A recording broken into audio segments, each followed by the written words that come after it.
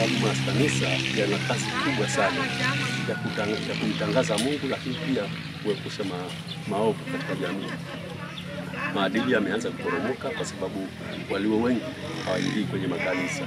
Sasa pia tuna mkakati wale ambao hawafiki kwenye makanisa, basi pia kuwapeleka kwenye makanisa. Ikiwa utaamua kwenda RC, ikiwa utaamua kuingia Uislamu, hayo ni malengo yetu ambayo tumejipangia. Ili mradi kila mmoja awe anashiriki kwenye masuala ya kanisa au msikiti ili apate elimu ya kiroho. Kwa sababu unapokuwa na elimu ya kiroho, basi maovu mengi yanaanza kuputika pale kwenye jamii. Sawa, wizi utakuwa unapotea, zinaa inapungua kwa kiasi fulani, watu wanaoa kwa ndoa zilizo sahihi. Kama alivyosema, ndoa kwa kweli ni sunna ya manabii. Manabii wote walioa, sawa, waliingia kwenye na kupata watoto. Unapooa basi unahalalisha tendo la ndoa, lakini pia unahalalisha watoto ambao watapatikana kwenye utaratibu ule wa ndoa. Bila ndoa inaweza ikaleta shida. Kujizalia watoto ovyo ovyo, Uislamu huwa hukubali, sawa. Wale watoto wanakuwa hawaeleweki, sawa. Hawaeleweki kwa sababu unakosesha mirathi yao. Hawapati haki ya mirathi. Utalazimisha tu kuwapa mirathi, lakini mirathi hawana. Yule ni mtoto wa mama, sawa. Hiyo baba hahusiki. Kwa hiyo ndio tunatakiwa tupate watoto katika kivuli cha ndoa, ili tuweze kuendelea na maisha vizuri na Mungu akatujalie katika maisha yetu, kwa sababu muda huu ambao tunaishi ndio rasilimali. Tujue wote tutaondoka hapo ulimwenguni na tutaelekea kwa Mungu mmoja ambaye kaumba mbingu na ardhi. Kwa hiyo hilo ni muhimu, kwa sababu rasilimali hii ya umri inabidi tuitumie vizuri, na kila siku ambayo inaondoka, siku hii hairudi tena.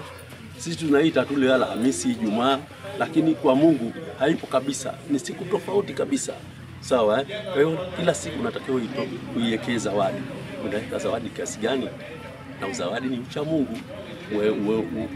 Uangalie yale matendo ambayo Mungu amri zake unazitekeleza, lakini pia unakatazika na makatazo yake. Kuna vitu ambavyo unaona ni vidogo lakini vikubwa. Kwa kweli nyanguku hii yote, kwa kweli hamna ambaye hamzungumzi diwani kwa ukarimu wake, sawa, kwa utendaji wake ambao umetukuka. Kwa hiyo hilo lipo na tunalifanyia kazi. Kwa hiyo na yeye pia anatusaidia katika madhehebu yetu. Kwa mfano hapo msikitini amechangia katika masuala ya umeme, kuingiza umeme msikitini, sawa. Wengine amechangia pia kusaidia ujenzi wa makanisa, sawa.